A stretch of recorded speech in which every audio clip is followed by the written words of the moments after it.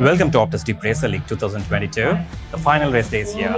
Excited to see the top 10 racers racing for glory.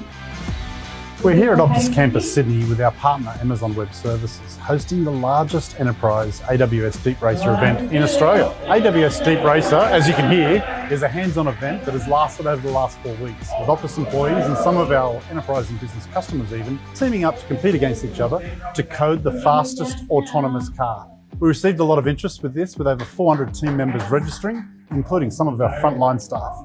What we do with AWS DeepRacer is sort of break down some of those obstacles to make it more of a fun, competitive event, and more tactile as well to make it competitive. Rather than just racing cars, we use reinforcement learning to race cars around tracks as well. The leader as of today was Jupiter, and they've actually implemented over 1,000 hours of model training into this so far, so it's significant. I sort of urge a lot of the people, participants today, both in the room and virtually, to start exploring how can they take what they've learned today and implementing in what they do in real life.